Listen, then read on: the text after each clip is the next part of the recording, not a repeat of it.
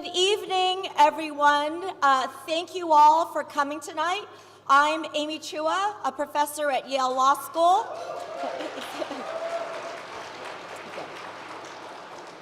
And it is my immense pleasure and privilege to introduce our keynote speaker, my good friend, Vivek Ramaswamy. Born and raised, no, I'm just getting started. No. Born and raised in Cincinnati, Ohio, Vivek graduated summa cum laude from Harvard College and then from Yale Law School. And then from Yale Law School in 2013. Just 2 years after graduating, there were suddenly headlines everywhere saying 29-year-old Yale law grad raises $400 million in largest IPO in the history of the American biotech industry. From there, Vivek went on to become a serial entrepreneur and the founder and CEO of several successful businesses, including Roivant Sciences and Strive, becoming a billionaire in his 30s.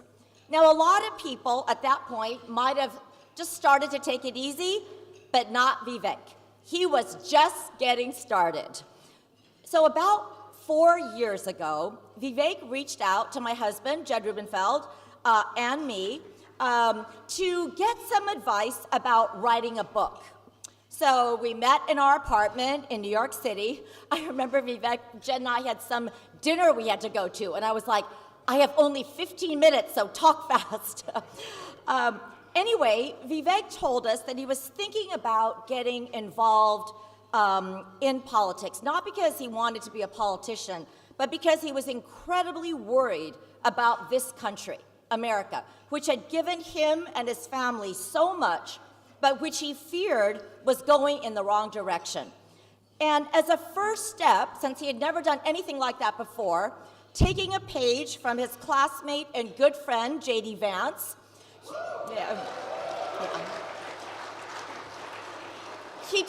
Vivek told us that he was thinking of writing a book, possibly a memoir, that he hoped would be a bestseller.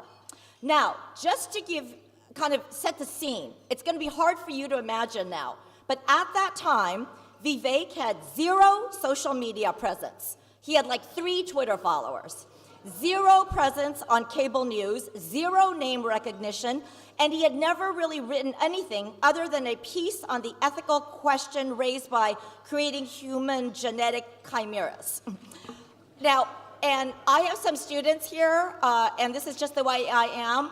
I was brutally honest with him. I tiger mentored him. I just gave it to him straight. I told him, I said, it didn't matter how wildly successful he was in the hedge fund and biotech world, publishers did not care. I told him it was a completely different scene, a different game, that it was incredibly difficult to get any book published. I mean, maybe he could get a university press interested, but that it was almost impossible to write a popular book, especially a memoir, let alone write a bestseller. Plus, I told him, I'm sorry, Vivek, but growing up in Cleveland as the son of 2 Indian immigrants and being a champion debater and a nationally ranked tennis player in high school is just not as heartrending as growing up as the son of a heroin addict in Appalachia. I honestly wasn't sure that he had a book to write, and I told him.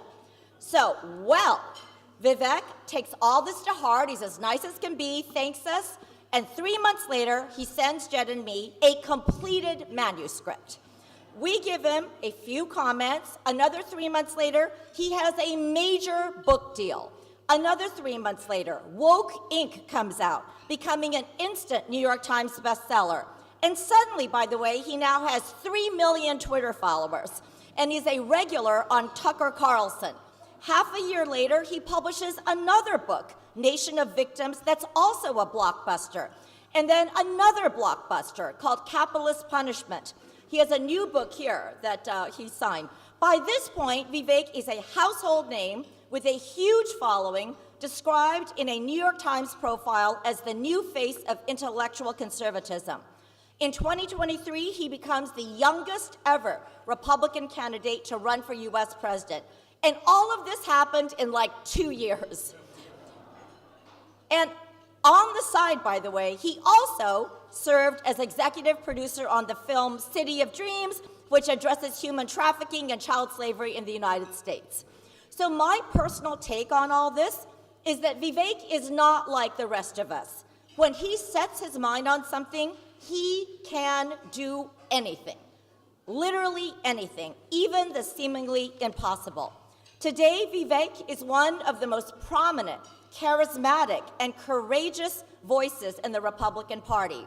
He's been described as a visionary.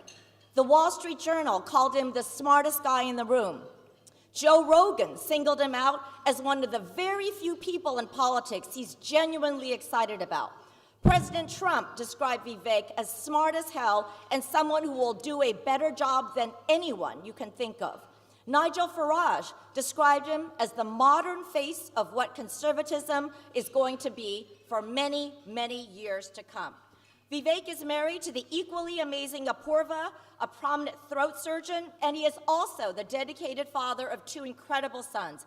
We are so fortunate to have him with us tonight. Please join me in welcoming the brilliant, utterly unique force of nature that is Vivek Ramaswamy.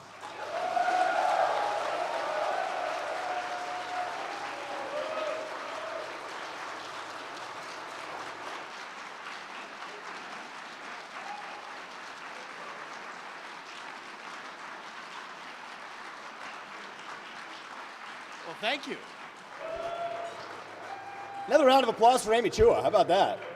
I'm gonna take you on the road, Amy. That's probably the kindest introduction I've received, and I was not planning to talk about this because that was not the usual introduction. You actually opened up to the story in the apartment. I'll pick up on this because I think it's relevant to what I wanted to talk about tonight. So after we get together in the apartment, Amy was brutal. She was definitely brutal, and it was a very painful encounter we had in the apartment, but they were also encouraging, actually. They were as helpful as they could be. They said, if you really want to do this, we're going to help you. We would just encourage you to maybe think about spending your time differently because it's a ruthless game in the world of publishing. Nonetheless, they were very helpful. They introduced me to a range of agents. The first one was actually more brutal than me. I forget her name, but Lin Chu. Lin Chu, yes. And this is known because I'll tell you why in a second. So she introduced me to Lin, and as promised, Amy called it as exactly as it was. She said, let me see if you've actually written something. I said, would you like to have a call to Lin? She said, well, I don't really find calls very useful. I prefer to judge authors by the content of what they create. And so she said, send me a few pages of what you've written of your new book. So I sent her about 10 pages, which was going to be the introduction. She wrote back about a week later and said that, I suggest that if you have the talents of having earned money, then you put that to use by actually sponsoring those who may have literary talent. And at that point, after Amy and Jen had that meeting, I was actually kind of on the fence about writing a book at all. I thought I'd give it a shot about 10 pages, but then after this woman gave me that feedback, she was actually the single motivator to say, I'm actually going to see this one through. And I actually want to just complete this project and see what it's worth. And at the end of the book, you're supposed to write your dedications, and I couldn't think of who better to dedicate it to than I dedicated the book to Lin Chu for giving me the encouragement that nobody else could. But I never explained in the book why, and tonight might be the first time I'm actually talking about it publicly. But that actually gave me a great sense of motivation, which created something that otherwise wouldn't have existed. And I bring that back to actually one of the themes I was planning to talk about tonight, which is that we find ourselves today as a nation not about trivial stuff like writing a book that's on a New York Times bestseller list, but winning a major election. We won. Actually, we won decisively. Like, not by a little bit, but by a lot, actually. And it was actually a remarkable victory. It was a glorious victory. You look at the demographics of this. This is something major that happened that we only see, I think, once in a generation, maybe once in a lifetime in our country. Every single county that Joe Biden performed in 2020, there was not one county in America. I'm not talking about states, one county, the thousands of counties across the country where Kamala Harris actually performed better than Joe Biden in 2020. You look at young people, the demographic change of people under the age of 40, even under the age of 30, completely doing something different than the political pundits predict young people to do. Black voters, Hispanic voters, you name it. This was a realignment of a kind we haven't seen in a very long time. And I think that leads us to a temptation to dance on the graves of those who we've defeated.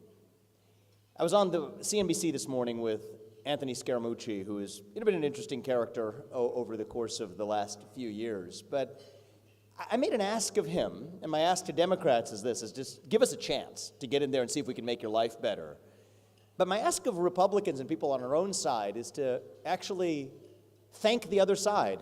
As I dedicated that book to Lin Chu, I think we can dedicate this victory to the Democratic Party and its radical excess over the course of the last 4 years, because but for that, we wouldn't have the American revival that I think we're on the doorstep of now delivering.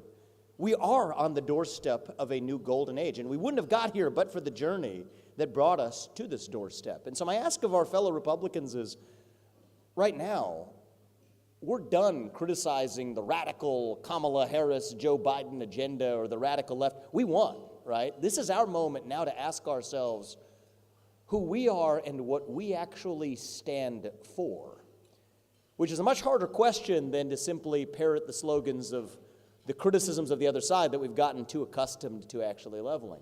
I will say a word about what I see as the future of the Democratic Party for a second, but then I'll get to the more interesting subject matter, which I think is the future of the conservative movement, which I think would be the question that William F. Buckley might ask if he were alive and with us today. As for the Democratic Party, I think there's going to be a deep moment of introspection. We're seeing that already. Not the politics of who they should have nominated or not. That's the boring stuff you'll see on the pages of the New York Times for the next week or so. After that wears off, we'll get to the real stuff. On the politics of it, I do think that there's one lesson they learned right out of the gate, which is that when you put somebody in a job because of their race and their gender, it always ends up a disaster. And I could equally be talking about Kamala Harris as I would be about Tim Walz, by the way. It applied in both directions. Both of them got their job for their race and their gender. That's a superficial lesson of politics they might have learned in the last week. But I think the deeper introspection in the Democratic Party is going to look at a deeper question about whether the Democratic Party is really committed to what the historical progressive movement believed was important, which is economic equality in some sense. Seeing the power relationships. The left, whoever they are, is always going to be able to see human relationships in the form of power dynamics, power relationships, and hierarchies. But that hierarchy used to be defined on the basis of wealth. The idea that if you were poor, that you didn't have a lot of money, that you were entitled to receive money from those who did and achieve equality in that mode, either all the way or partially. That was the old Democratic Party. Versus a new Democratic Party that started to see these power relationships in totally different and weird and strange axes. Weird, if I may borrow a word from the other side. But truly weird ways, in believing that we are all programmed by these invisible power relationships based on race and gender and sexuality, and somehow that governs our relationships with one another as human beings. Is that version of the left going to be the new Democratic Party, in which case I think it is destined for the dustbins of history? Or is it going to come back with a vision that I largely disagree with? I believe in capitalism. I think it's the greatest known system to lift people up from poverty, and I'm not going to apologize for that. But I still can intellectually respect an alternative view that says, no, we actually need to engage in some type of economic redistribution to take care of those in the bottom. I disagree with that. I don't think it's the right view or prescription for the country. But I do think that would create, once again, a healthier Democratic Party that, at least with those arguments, pushed a conservative movement to be the best version of itself. So I think that's roughly speaking, the road ahead, the fork in the road for the future Democratic Party is, are we going to go this direction of postmodern wokeism, transgenderism, climatism, and the rest of the postmodern ideologies to go along with it, which really became religious? And I hesitate to use the word religious because religions have withstood the test of time in a way that these dogmas have not, so I guess I'll call them cults, in the direction of this cultish fixation on identity politics of a different kind and doomsdayism to go along with it? Or are they going to go back to the roots of a Democratic Party that actually cared earnestly, even if in an ill-informed way about the solutions, earnestly cared about the problem of economic inequality and economic disempowerment? That's the outcome I'm rooting for. It's not one that I'm going to play a major role in shaping, I am afraid, and I think that that's going to be for the modern Democratic Party to sort out for itself. That brings me, I think, to the more interesting question, which I do hope to play an important role in shaping, which is the question of what the future of the conservative movement actually becomes. And, this is not some sort of, political event or stump speech or transition-related or new administration-related speech. plenty to say for those occasions. But in an occasion like this one, I thought we might talk about a topic that might be of interest to William F. Buckley if he were here today with us, which is, what does it actually mean to be a conservative now in the year 2024? That, too, on the back of this election, is very much an open question. We criticized Kamala Harris for the better part of the last, not the last year, really, last 3 months is all she was the candidate, but Joe Biden before. But really, Kamala Harris, we criticized her for what? She's a socialist. She's somebody who believes in economic policies grounded in price controls for groceries. And we laughed at her along the way. I say something provocative, but I think it's true. I think that there's a fork in the road within the Republican Party and within the conservative movement of whether we believe in a new type of Republican socialism, or do we actually believe in the principles that led the conservative movement to be great the first time around, which is liberty, freedom, the unapologetic pursuit of excellence through free market capitalism? That, I think, is the question that lies ahead, and I want to talk about that a little bit tonight.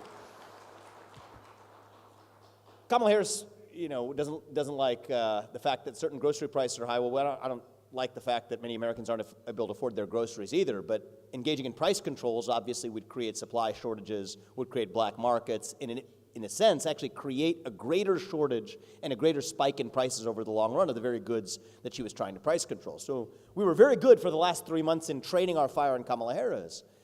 But I think if we're being really honest, we also have to contend with the fact that there are bills pending in the Senate Banking Committee and in the U.S. Senate and the U.S. Congress today that would call for price controls in other markets, like price controls in the market for credit, capping credit card interest rates at 18% and empowering an organization known as the CFPB, which in my opinion should not exist, the Consumer Financial Protection Bureau, one time headed by Elizabeth Warren, to enforce this mandate.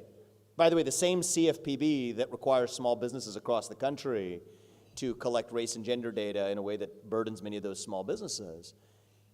Yet, in this case, that type of price control wasn't proposed by a Democrat. It wasn't proposed by Kamala Harris. It wasn't proposed by AOC. It was actually uncomfortably proposed by Republicans, actually, and largely backed by many Republicans who serve in the legislature today. And I think one of the risks of this decisive victory, this big tent coalition, which I think is a beautiful thing, by the way, for the country, one of the risks of this decisive victory is that it papers over a divide that I think goes to the heart of who we really are as a conservative movement. And for a little while, that's okay, actually. Because the most important issues we need to address right now for the country are actually embracing a culture of free speech, a country where you're able to speak your mind in the open as long as I get to in return. That's a basic rule of the road that we're at risk of losing in our country. The basic principle of merit. Does the best person get the job, regardless of their skin color? Are you judged not on the color of your skin, but on the content of your character? Do we believe that a nation should have borders? I personally believe a nation without borders is not a nation. I say this as the kid of legal immigrants to this country. Your first act of entering this country cannot break the law, and that's why if we've had the largest influx of illegal aliens into this country in American history, I do think it's fair game to have the largest mass deportation in American history. Elections we can trust and believe in. And the beauty of this country, back to free speech, is that's allowed. So that's a beautiful thing. But I think that those are basic rules of the road, the rule of law, self-governance. The people we elect to run the government should be the ones who actually run the government. That's another one. Radical idea. Those aren't the people who actually run the show today. It's unelected bureaucrats in three-letter agencies. So that's what this election really decided, was some of those basic 1776 questions. Merit, free speech, the rule of law, self-governance. That was what was on the ballot this time. And I think that's what the next couple of years are going to be about, is just reinfusing the life into those basic 1776 ideals that we once took for granted when I grew up in this country, that we no longer could have taken for granted anymore in the last decade. But after that, and this is where I would like to focus before we open this up to questions, is where does the conservative movement actually go from there? And I think where the rubber hits the road really is with respect to our attitudes towards regulatory and administrative power, our attitudes towards the government. Do we believe in small government conservatism, or do we believe in a new brand of big government conservatism? I do think that is the divide ahead, and I don't think the conservative movement is going to be stronger for sweeping this under the rug, as I think we're kind of in a mood to do right now. And I understand that, pragmatically speaking, but As the Democratic Party, I said, needs to go through its own introspection, so too do we need to go through our own as well, even if it's on the back of victory rather than defeat. Take questions like trade, immigration policy, and regulatory overreach. I'll kind of go through some forks in the road on each. I'll probably tip my hand on which side of these questions I fall on. But I think that regardless of which side of the following questions you fall on, these are questions we're going to have to contend with. They're not easy questions, but they're hard questions. Take the question of trade policy, for example. See, historically, the old neoliberal vision, the neoconservative, neoliberal vision, whatever you want to call it, whatever label you want to put on it, the 1990s bipartisan consensus that lived for much of the early 2000s and 2010s, believed that we were going to spread democracy through capitalism, that we were going to export Big Macs and Happy Meals to places like China, and somehow that was going to spread democracy to China. And that clearly didn't work. And I can go on a whole separate rant about that. I've done that in my book, Woke Inc. and elsewhere. I'm not going to do that here, but bottom line, that didn't work out. We increased our dependence on China for our own military industrial base, for our own pharmaceutical supply chain. Our national security is dependent on our adversary for our own modern way of life. And by the way, they've exploited multilateral institutions like the WTO to impose climate-related constraints on U.S. drilling or coal production, while China's coal production is higher than it's ever been in its history, and has created a false economic and even moral equivalence between the United States and China. So that didn't work out. We all agree on that, but where do we go from here? I think in one camp you have what I would call the national protectionist view. It says the right answer is we need to onshore all that to the United States of America. We need to use every government lever to make that happen. And that we don't want trade with these other countries that have hollowed out the American industrial base, that have brought down the prices that American manufacturers are able to command, that have cheap labor in places not just like China. We like to, beat on China for a lot of good reasons, but if we're being honest, that includes much of the rest of Asia as well, even much of the rest of other parts of the world. Cheap labor that forces American labor to compete at lower prices. That's one view, what I call the national protectionist view. That's different than what I think of as a more of a national libertarian view that says, yes, we do need to declare our economic independence from China on sectors critical to our own national security. Right? It just doesn't make any sense for us to depend on our adversary for our own military industrial base. For God's sake, 40% of the semiconductors that power our Department of Defense come from our adversary in China. God forbid in a conflict scenario, what do you think they're actually going to do? They're going to keep supplying that? Of course not. And by the way, to any libertarian in the room, Friedrich von Hayek basically said the same thing in The Road to Serfdom. A country should not depend on its adversary for its own national defense. It just doesn't make sense. But if we're really serious then about decoupling in those critical sectors from China, that actually kind of means more, not less, trade relationships with other allies like South Korea or India or the Philippines or Australia or whatever. And if you're going to take the road, if you're going to take the view that no, we don't want that because that erodes the competitiveness of American manufacturers if they have to compete with goods made in the Philippines or in India or in South Korea or Japan, well, you are necessarily delaying the time horizon it's going to take to actually declare true economic independence from China in those critical sectors. There's no free lunch. You've got to make a choice. It's just a question of priorities. So yes, it's different from the old blithe neoliberalism of yesterday to believe that free trade was going to solve everything. But do we actually prioritize our national security interest of not depending on an adversary for our way of life? Or are we veering into just saying that we deserve to protect the American worker and manufacturer from the effects of foreign price competition? Same thing with respect to the question of immigration, by the way. This is the one where the rubber really hits the road. I think we have, I'm probably guilty of this too, but I think we, all of us in this conservative movement have at times used the vehemence of our opposition to illegal immigration to paper over some deep-seated differences of opinion on what our policy towards legal immigration ought to be. We're all hardliners to varying degrees. I'm a hardliner on illegal immigration. But that's a very different question as to what is the desired legal immigration policy for the United States. I'll sum up our immigration policy, or at least what it should be, in three simple maxims, okay? Think about your nation like a body, and I'll give you three simple principles and see if you agree. The first is no migration without consent. Consent should only be granted to those who benefit the United States of America, and those who enter without consent must be removed and penalized for it. I think most Americans actually tend to agree with that, even those who would self-describe as Democrats. But number two is the one that we sometimes skip. Which kinds of migrants actually do benefit America? On one view, and again back to what I'll call the national protectionist view of conservatism, what on paper at least may even be an ascendant view, is the idea that a lot of immigration, even if done legally, is net harmful to the United States of America because it brings down wages of American workers. And I think that's plausible. It's possibly even true in certain instances. You could say that if you have greater competition in the labor market, that necessarily brings down wages in a competitive market. And the goal of immigration policy should be to enhance what the American worker is able to earn by protecting them from the effects of foreign price competition in the market for labor. That's one view. It's not my view, but it's I think, a dominant view in modern conservatism. That is different from the idea that actually the thing that we missed by allowing a bunch of unchecked immigration to the United States, even legal immigration, was the loss of our national identity. You know, a lot of people entering the country who can't speak English. If you don't have a shared language, it's hard to have a nation grounded in a set of ideals if you can't even communicate those ideals to one another, let alone communicate anything to one another. A lot of people who enter the country with dual citizenship, still pledging allegiance to another country while they claimed to be a citizen of this one. And that what we ought to do is select for the kinds of immigrants who are not only going to add economic value to the United States, but also those who are able to assimilate into the United States, be part of our national identity. But if you actually are adding value to the United States, we want a championship team.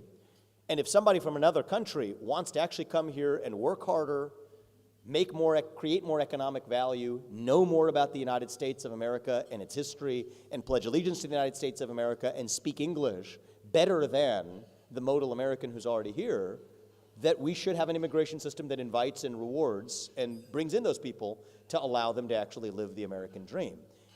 That may include the fact that those competitors create more competitive markets in certain labor markets, but that's a trade-off we're willing to make because America isn't about protecting ourselves from the best. America is about bringing and making the best part of ourselves, and that's a very different vision as it relates to immigration. And I think where the rubber hits the road most on the question of the future conservative movement is really with respect to our attitudes towards the regulatory state.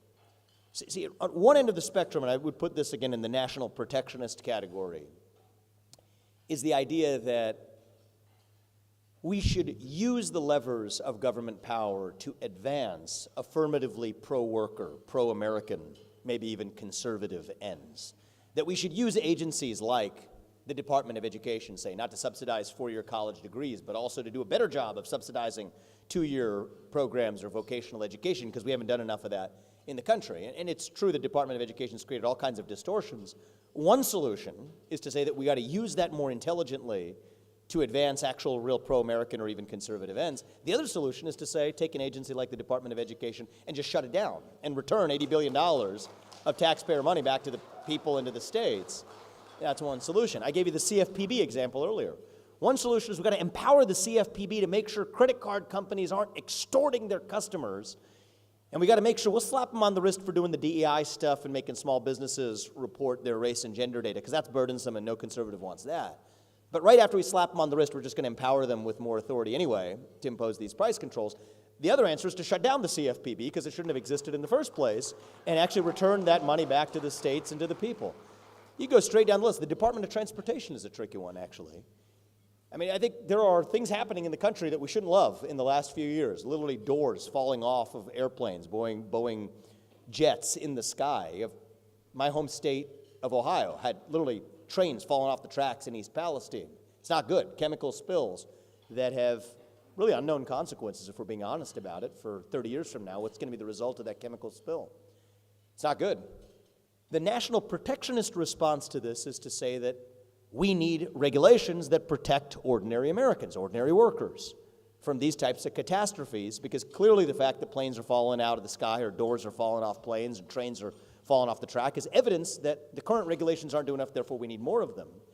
The national libertarian response, which is certainly the one that I happen to be most sympathetic to, is that actually maybe it was the regulatory state that was the problem in the first place, that coddled each of these industries by creating barriers to entry where you don't have them either in the railway market or in the airplane market or in the airplane production market, that created a culture of complacency that gives us the failures of a modern Boeing or a modern American railroad company. It's a very different view. I mean, you can have one view or the other, but they're fundamentally, irreducibly a trade-off. And the question is, which side do we actually fall on? Do we want to use the regulatory state? Take the FTC. Another Yale Law graduate. When did Lena Khan graduate? Right? Where did she? It was around the time of us, maybe. She's smart, clearly, intelligent woman. She was, not so far off when JD and I were in law school, give or take a few years in one direction or another. But she's clearly brought a vision to the FTC that Republicans have done a good job of pinning on the left, because Lena Khan happens to be a Democrat. But really the question is, do we believe in the inherent view that the government should be deciding what does or doesn't constitute fair competition? I think this is a real question, a real fork in the road. I think there's a legitimate basis for disagreement on both sides of this question. But I think there is a conservative view that says that we are skeptical of big. We're skeptical of size and scale because it does create certain network effects and power imbalances. Note the language from the very beginning that I attributed to the left coming full circle around to a new type of conservative socialism.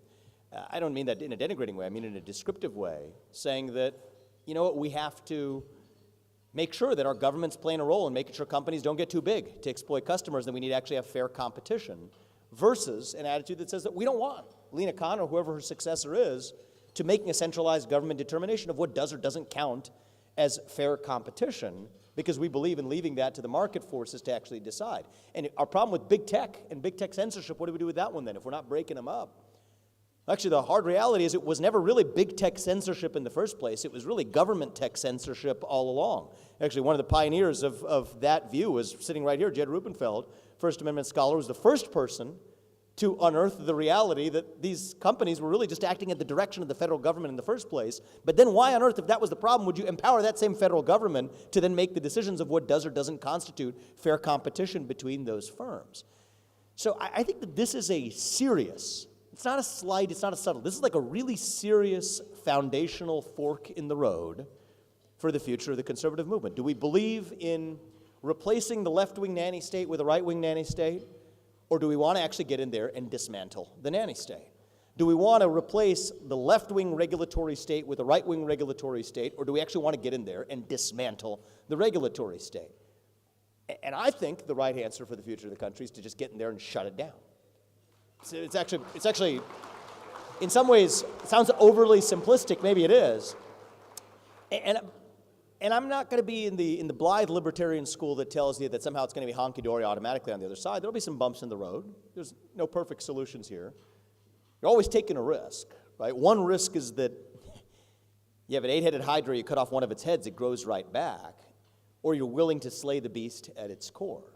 The risk of not cutting enough fat, I think, is the risk that we've always taken. The other risk isn't that we're somehow going to get it really perfect. I can't promise you that's going to happen. That would not even be credible. You shouldn't believe it if somebody tells you that, and I certainly can't tell you that. But what I can tell you is I'm willing to take the risk of cutting so much fat that we also cut some muscle. That's the risk we take. But if we make that mistake, we can at least fix that one more easily than not cutting enough in the first place.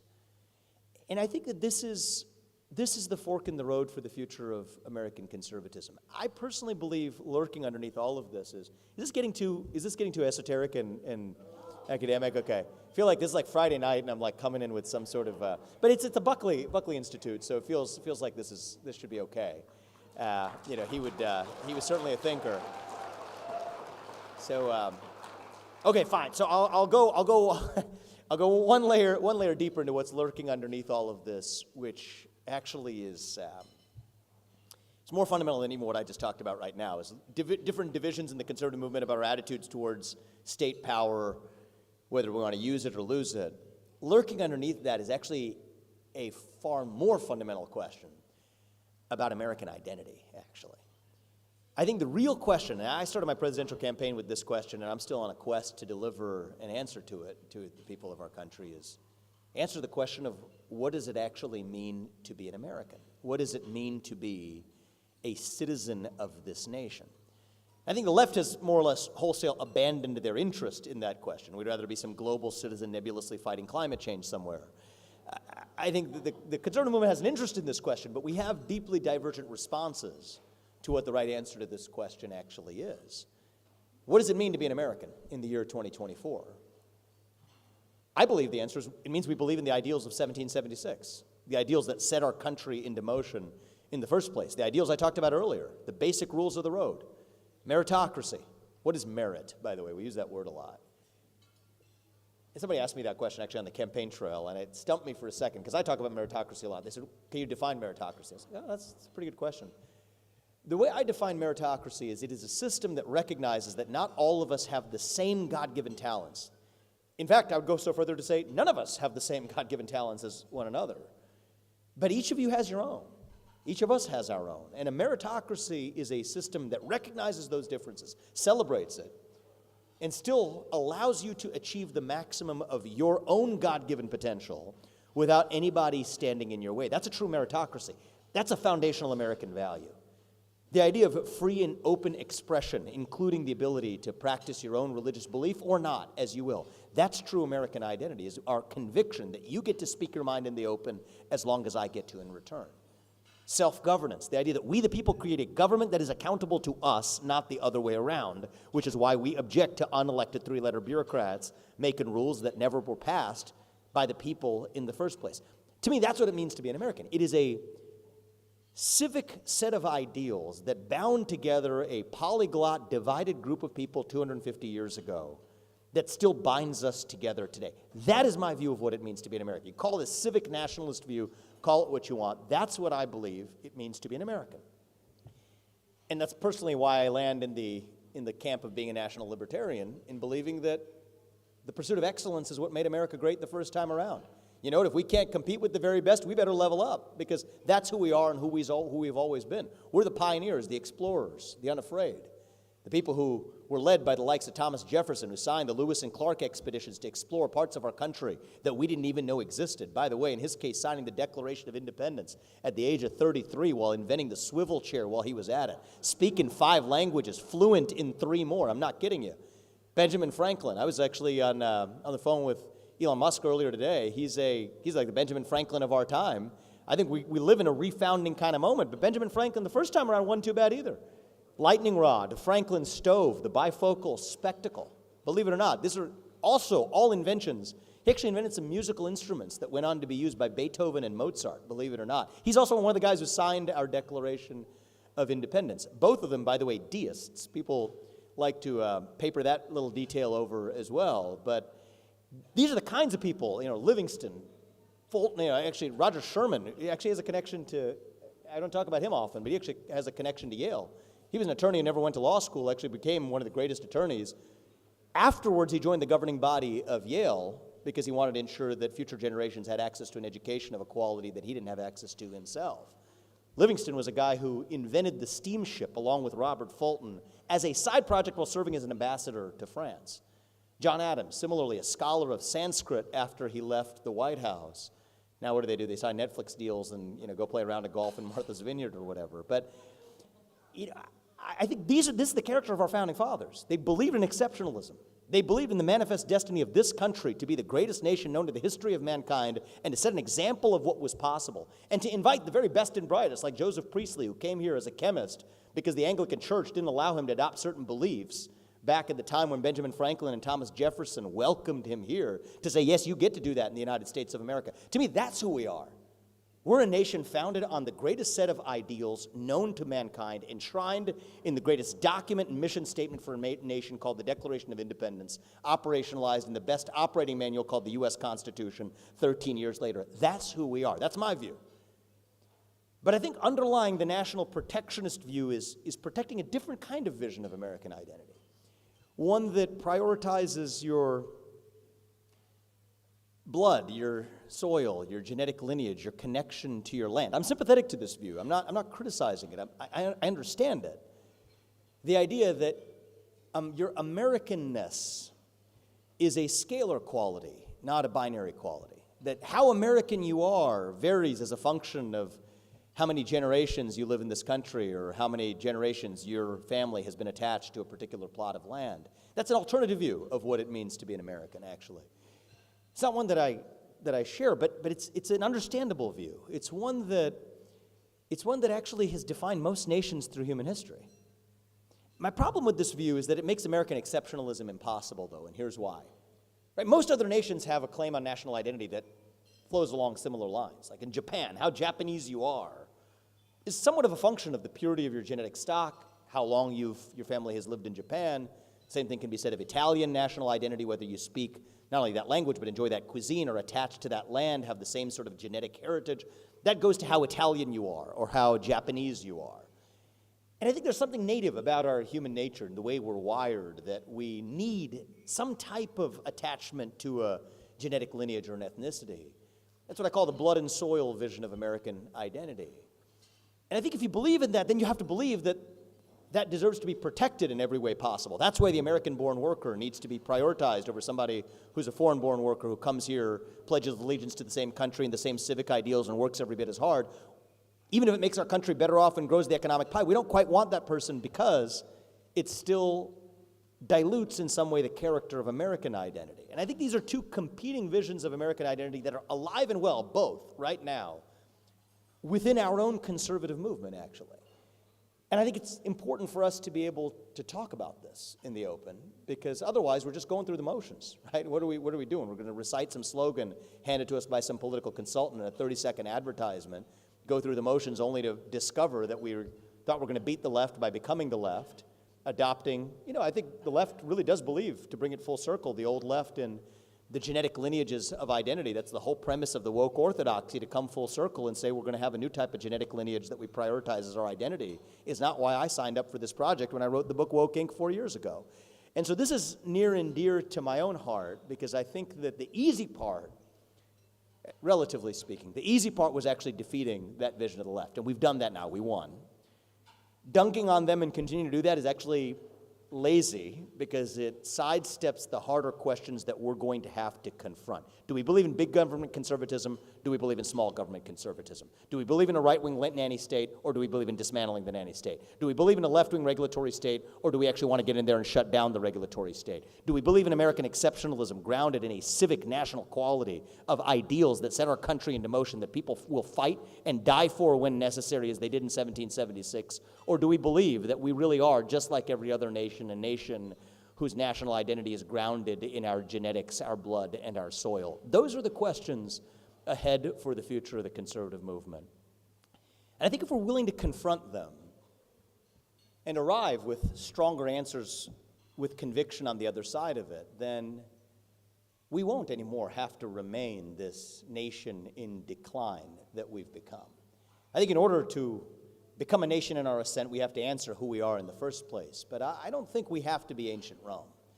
I don't think we have to be at the end of the ancient Roman Empire as we're taught to believe. I think we still can be a nation on our way up, a nation that's still on our way to that shining city on a hill, that country where we will look our kids in the eye and actually mean it when we tell them, you get ahead in the United States of America with your own hard work, your own commitment, your own dedication, and that, you know what, you are free to speak your mind at every step of the way. That is the American dream. That is what I believe we are running to. And I think with some hard questions ahead of us as a conservative movement, we will come out stronger and better off for it on the other side. And I think that truly is an important part of how we are actually going to make America great again. Thank you guys for having me. I appreciate the time and the energy. I appreciate it, everybody. Thank you.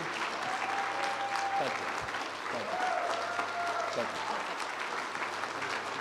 you. No, we are doing questions. I appreciate it. Thank you. So we're going to take a few questions. Wait for the microphone. So I think we are doing some Q&A, right? Just keep me on time, but as long as I'm allowed to stay, I'm excited to stay with you guys. So do we have microphones? Okay, we'll start with you. Hi, my name's Tori Cook. I'm a sophomore here at Yale College. Thank you so much for being here. Really appreciate your remarks. My question has to do with kind of the future of the two-party system. I really appreciate how you've turned our view to the Republican Party, the Republican and conservative movements, which many people now start to see as kind of divergent movements and separate things, and pointing to kind of the potential things that we might be facing in our own party. And I wonder what you have to say to the future of the two-party system and kind of what the American can do who's utterly dissatisfied with the way, even despite this recent victory, the two-party system seems to be cracking under our feet and utterly dysfunctional.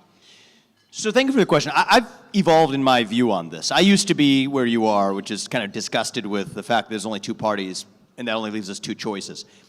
I'm actually less passionate about this issue for the following reason, is I think we have a two-party system in name only, right? Over the last half hour, I just laid out to you the fact that there are literally two Democratic parties within the current Democratic Party. There are basically at least two, I think at least probably more stronger case for three Republican parties within the current Republican Party as it exists right now. And Donald Trump's probably the best evidence for that, right? One of the things I love about the guy, I mean, we agree on, 85, 90% of policies, okay? But one of the things I love about him, forget the policy positions, is he's somebody who had the ability to totally reshape what the Republican Party stood for. I mean, back in 2016, it was a really big deal for somebody to get on a Republican debate stage and say the Iraq war waged by Republicans was actually a bad idea. Like, that was a really big deal. 8 years later, now that's like dogma that everybody accepts. And I think my bigger issue is less with the two-party system. It actually goes to more of like our nature as human beings and kind of how we're wired and how we overcome some of the basal ways that we're wired. We don't all act on our worst urges at times. And so in this sense, I think just because we're wired this way doesn't mean we have to stay this way. I think that we're all kind of wired, a side of us, to be sheep, to be followers, to just like blindly follow and be led. And I see this in American politics where like literally Republicans all just lined up and they were just like in favor of the Iraq war because that was like what you were supposed to do. And then after Donald Trump decided and won with vigor, it was just like the cool thing to do to like not be not be in favor of the Iraq war. And I kind of see this happening. I've traveled the country a lot this year where like I help these Senate candidates or down ballot candidates as much as I can. And I'm glad we got Republican majorities in the Senate and looks to be in the House as well. But things I see are kind of interesting where you'll see candidates saying things from a stage like this one, like, we're the party of the working class and we need to make more things here and we need to put American interests first, without like actually pausing and asking ourselves why we're saying these things. Like Donald Trump was actually quite original when he said those things in 2016. Like he knew why he was saying them. He's been saying them for a really long time. You may agree with the policies or not, but like that was an original thing to do. I think the unoriginal thing to do is exactly what people did with the neoliberal dogmas back in the 1990s, that somehow we're gonna save the world through free trade and export those Big Macs to China. It's like the same thing happening in a new setting right now of reciting slogans by muscle memory. And I think that actually, I think, is the deeper problem rather than the two-party system, is like these things are just vehicles to be used to advance agendas that matter. And here's also one thing I've learned over the last year is I think the reason Donald Trump was elected and elected so decisively is not because he's like a policy wonk or because he's or particularly an ideologue, actually. He was elected because he's a badass. I mean, that's the hard truth of the matter. They shot at him twice. He got up, told people to fight, understood that America needs a really strong leader, and we're going to fight, and we're not going to apologize for who we are. I was with him on election night at Mar-a-Lago, and before we rode to the convention center, it was like super interesting to watch because it was a celebratory room. Everybody's just having a party as North Carolina comes in, and then Georgia's looking good. He's just like, look at him. He's just like, yeah, I mean, it was obvious that I was going to be here. I was destined to be in this moment right now, totally stone cold, calm, aplomb. All right when Pennsylvania's about to break, it's all right, let's go to the convention center, show up, give the speech, drop the mic. That's what people are into right now in the country, and that's kind of what America needs right now, which is, by the way, a beautiful thing. Democracy actually works. I think that's what the country needs right now. That's what the country got. But I think it doesn't change the character of the fact that we kind of hunger to follow an actual leader.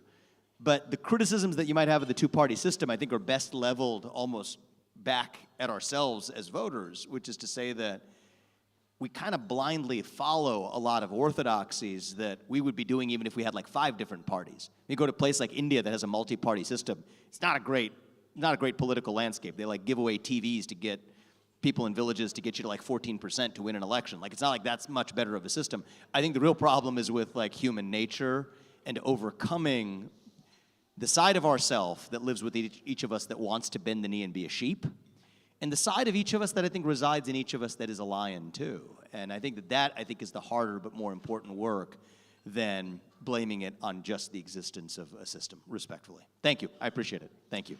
Hey. All right, hey, right in Vivek. the back, my man. Good to Thank see you. I'm Shane, second-year MBA student. I love your speech, big fan of you. So Thank my you. question is, given Trump's recent election win on Tuesday, one thing I've noticed, a lot of my friends are liberal, and they're very disappointed in his victory, which I saw coming. I'm from Georgia. I flew there to vote in person early, so big fan, obviously. And basically, I'm wondering, what do you think we can do in the Yale bubble to kind of like bring the country together almost and help people see that, you know, it's not going to be the end of the world. We're going to have great progress under Trump and a Republican administration. And just because we, you know, voted for him, like, people are like, oh, you're a racist, you're this, you're that. And it's like, you know, it's more than that. So what can we do to kind of bring the campus together in this very progressive and woke bubble that we're in? Sure. So I actually had a conversation today, it was this morning, with a very liberal friend of mine as well, who is a year ahead of me in college. And he was very sad. He was kind of depressed. He's like a super smart guy. I love him. But he was like in a really bad mood. I just told him, look, even if I had your view of American politics, which I don't, but even if I did, like, it's going to be okay for you, actually. Like, I think you're going to do pretty well by way of, like, he holds stocks. I think they're going to go up. They already did, right? That's pretty good. Gold went down. Gold went down because people aren't worried about the U.S. dollar anymore. I don't think he holds gold. I'm pretty sure I know he holds a lot of stock. So I think that, you know, your life's already a little bit better, actually. It's actually not going to be that bad for you. You're not going to be deported, and neither is anybody you know who entered this country legally either. And so I guess my best advice, I wish I had told him this morning, but now I could share it with you upon some reflection, is what was the thing we used to do as kids when you like write something and you put it away in like an empty 2-liter bottle and then you like look at it a big amount of time later? Time capsule, right? So we could do one of those right now, because I think there's something about writing something down that's actually cathartic for you. So have them just write down what their worst fears are. Okay, just like write it down on a piece of paper. I don't know. Donald Trump is not going to leave the White House in 2028. He is going to, I can't even fathom I don't have the creativity that some of your friends might have. Okay? Have them do it. Have them write it down, right? So then they have they've had a catharsis. It's on paper. They can put it in that little bottle, and you make a bet with them that in 4 years, none of the things they wrote down on that list are going to come true. The planet will still exist. We will not have burned ourselves out of existence by 2028. I don't think it's ever going to happen, actually. But I think that that's probably the best advice that I could give them, because I think nothing else you're going to tell them is going to convince them. And if you kind of continue having the debate, they're going to move the terms of it over the course of the next 3 years. So I would just lock that, freeze frame it right now. And in the next couple of years, you're not going to convince them. But maybe when they open up that time capsule in about 4 years, they will maybe see their own journey in a slightly different way. And I'm hopeful that if they give Donald Trump and our new administration a chance in the meantime, I think they might be actually pleasantly surprised by what they see at the end of it. You can tell them, by definition, if we achieve our goals, MAGA, as a movement, they seem to hate this concept of making America great again. But, you know, the good news for them is our goal is for MAGA not to really exist either, because we're not going to have to make America great again in 4 years. Like, that would be silly. It means we didn't actually do it. It might just be like a new movement, like MAG. MAGA becomes MAG, right? Make America greater. That's who we've always been. And if they can if they can't wrap their mind around MAGA, give them a try with MAG. And just in 4 years, when they open that time capsule, they might actually just be there. That's what I would say. Good luck with it. Tell me how it goes. I appreciate it. We have a couple more questions. We have one in the front right here. We can take one last question right here. One last one? Oh, okay. Where are you? All right, one last question right here. Sure. Thank you. My name is Daniel. I'm a junior here at Yale. What do you think the future Republican Party policy should be insofar as it chooses to have a public one on a possible Chinese invasion of Taiwan? Yeah, I don't think this is a particularly partisan issue. And I think that the thing with foreign policy, I think, as opposed to domestic policies, it's got to be responsive to actual facts, the actual reality, right? So I don't think that you have a same policy against same circumstances of where the U.S. military is versus China's, 10 years from now as you might have 20 years ago. My view right now, though, is it is very much in the American interest to make sure that China does not invade, annex, or in any way otherwise join with Taiwan. And here's why. We're dependent on Taiwan for the semiconductors, little chips that power the phone in your pocket, the light in the back of this room, the refrigerator that kept your water cold before they brought it out. Like our entire modern way of life, like modernity depends on these little chips. And Taiwan's really figured out like how to make them over the last 40 years. They've gotten really good at this. And there's a whole separate debate about why we haven't. That's a separate discussion for another day. But they make these really thin, like what are called leading edge semiconductors with like really, really, really thin fibers, sub 10 nanometer. They're able to do that. If China annexes Taiwan, then they effectively have an economic gun over the head of the United States. And I think the grand bargain they're playing for is the one they've always been playing for, which is we make your stuff and you give us your IP. And that creates a new kind of stable next 2 centuries equilibrium to say that we're inextricably at parity with China, which I don't think is going to be good for the United States. So that, I think, alone, you can have other reasons, but that alone is, I think, a compelling America First reason for why it would be a really bad, undesirable, and therefore an outcome which we should deter, an outcome of China annexing Taiwan. And so our policy, I think, right now, as a Republican Party, but I hope most Democrats should agree with this too, is our policy is if that happens or is anywhere close to happening, that means we have failed in our foreign policy to get there. And so strong deterrence of Chinese annexation of Taiwan, I think, should be a strong Republican position, and I think it should be a strong pro-American position, even if you're not a Republican. I think I would encourage you to come aboard for that one. It's pretty basic. But I'll close on this point because actually, mostly because I can't resist. But the question of why actually we aren't able to make the semiconductors in the same way as Taiwan. So what they're doing right now is they're trying to get American workers trained in places like Arizona. So TSMC, that's the company in Taiwan. It's called Taiwan Semiconductor Manufacturing Company. We have enticed them to open up facilities in places like Arizona. And what we're finding, it's early days, is that they're not actually able to do it in the same way. Like TSMC, the same company with American workers actually here, because the IP and the know-how of how to make these things comes with years of actually training. And I think that there are, this is super uncomfortable to say, but I just think it's true.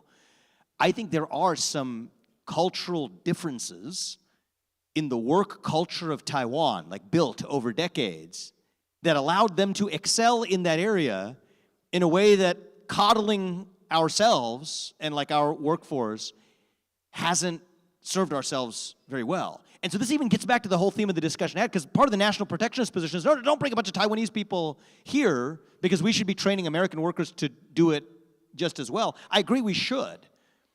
But we're not going to actually train the next generation of American workers to be the best and brightest if we're operating like a little frog in the well, believing that that's only your own universe because it's the only one you know, without having the best and brightest compete with you and hold your feet to the fire to be the best and brightest version of yourself.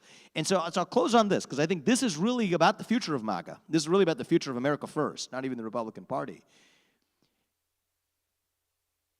I think our inner animal spirit as a country, it has been domesticated, it has been tamed, it has been whipped into submission by this new culture that celebrates victimhood and penalizes excellence. And I used to say this to the left, but I think it's actually true in so many other ways right now.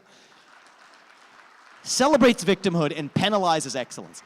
And that inner animal spirit has leapt oceans to lift up places like China and Taiwan, while their culture of Maoist victimhood has come all the way here to hold us back. And when we rallied behind the cry to make America great again, I don't think actually we even hungered for just a single man. We hungered for the unapologetic pursuit of excellence. That's what it means to be an American, that we are the championship team. We don't apologize for success. Success is unifying. Excellence is unifying.